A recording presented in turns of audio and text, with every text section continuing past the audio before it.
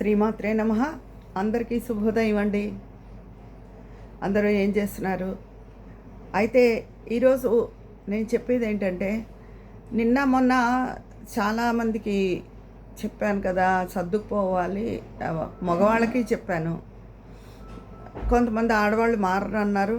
మీరు అన్నది కరెక్టేనండి, మనం ప్రయత్నిస్తే ఏదైనా మార్పు సాధ్యమే అన్నారు. అయితే నిన్న ఒకళ్ళ గతంలో పడ్డ బాధలు, నిందలు అవన్నీ చాలా మనసుకు గుచ్చుకుని గాయపరుస్తున్నాయి, మర్చిపోలేకపోతున్నాం అని చెప్పారు ఒకళ్ళిద్దరు.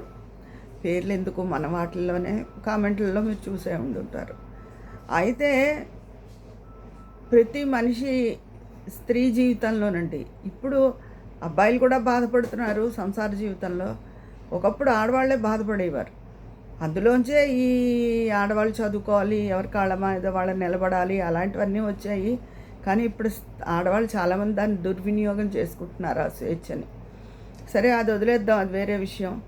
అయితే గతాన్ని మర్చిపోలేదు. ప్రతి మనిషి జీవితంలోనూ గతం ఉంటుందండి. గతంలో బాధలు ఉంటాయి, మనసుకు తగిలిన గాయాలు ఉంటాయి, మర్చిపోలేము మీరన్నట్టు.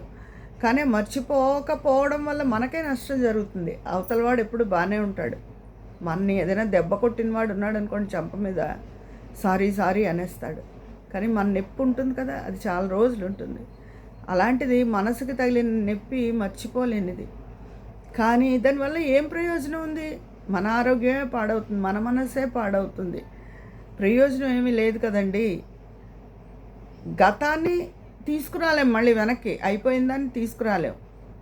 భవిష్యత్తు ఏంటో మనకు తెలియదు. మనకు తెలిసింది వర్తమానమే, ప్రజెంట్ లైఫే ఎలా ఉందని చూసుకోవాలి. దాన్ని మన కోసమే, అవతల వాళ్ళు ఎలాంటి వాళ్ళైనా మన కోసమే మనం వాతావరణాన్ని హ్యాపీగా ఉండేలా చూసుకోవాలి. ఎందుకంటే ఇంకా ఇన్నేళ్ళు వచ్చినా చికాగ్గా గొడవలుగా ఉంటే ఆ సంసార జీవితంలో ఇమ్మడలేం కదా. అలానే ఇప్పుడు ఇది వదిలేసి వెళ్ళే వయసు కాదు. కొన్ని డబ్బుతోనూ, అంటే ఫైనాన్షియల్ సపోర్ట్ లేక అలా ఉండిపోయారు, అలా అనుకుంటారు. ఫైనాన్షియల్ సపోర్ట్ ఉన్నా కూడా నలుగురు ఏమనుకుంటారో, పిల్లలకి గౌరవం కాదు కదా మనం ఇప్పుడు ఎటు అడుగేసినా.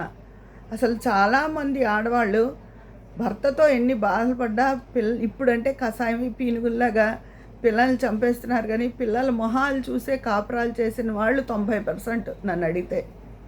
అలాగే మగవాళ్ళు కూడా సర్దుకుని, భార్య గయ్యాళి భార్య అయినా పిల్లల మొహం చూసుకుని సర్దుకున్న మగవాళ్ళని కూడా నేను చూశానండి. ఎవరైనా సరే పిల్లల కోసం కాంప్రమైజ్ అవుతారు. ఇంత కాంప్రమైజ్ వాళ్ళతో అయ్యి వాళ్ళు పెద్దయ్యాక ఎలా ఉంటారో తెలియదు అనుకోండి. కానీ చిన్నప్పుడు పిల్లల్ని పెంచి పెద్ద చేయడం మంచిగా అన్నది తల్లి ధర్మం కాబట్టి కాంప్రమైజ్ అవుతుంది. ఇప్పుడు ఈ వయసులో ఎటు అడుగు వేయలేం. వెళ్ళి ఆశ్రమాలకు ఉండగలమా? లేకపోతే వెళ్ళి ఇండివిజువల్గా ఒక గది తీసుకుని మనకంటూ ఒక చిన్న ఇల్లు తీసుకుని ఉండగలమా?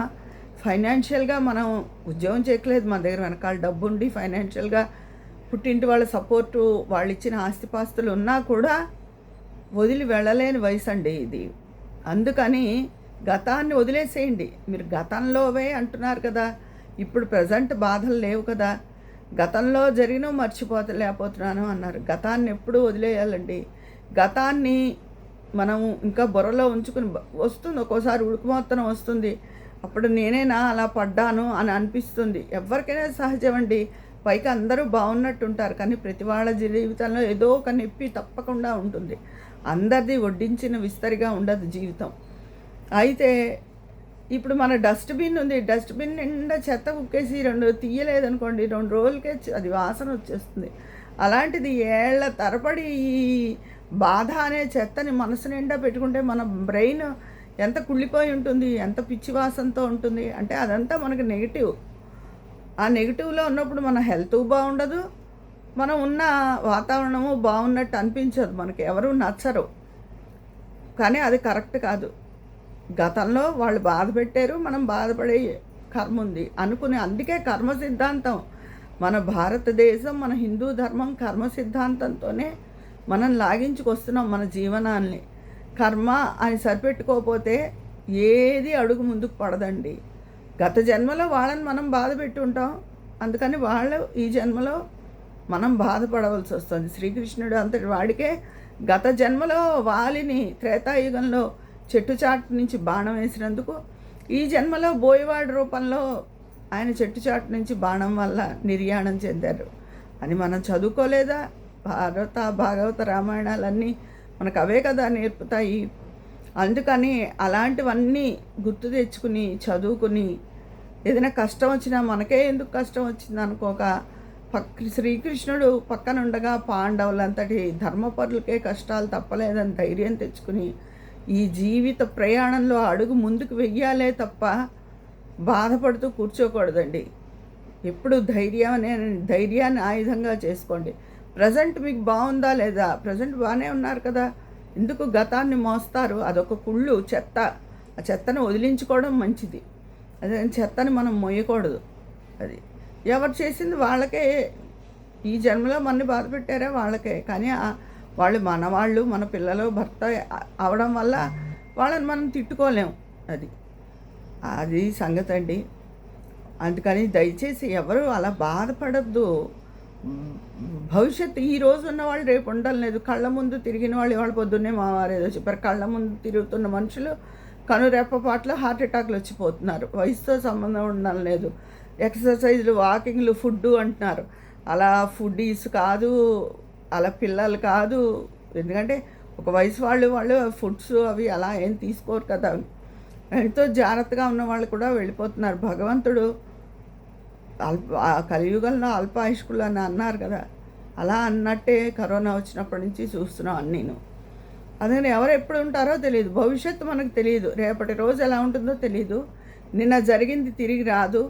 ఈ రోజే నీ చేతిలో ఉంది. దాన్ని ఆనందమయంగా చేసుకుంటేనే మన శరీరాలు రెండూ సంతోషంగా ఆరోగ్యంగా ఉంటాయి.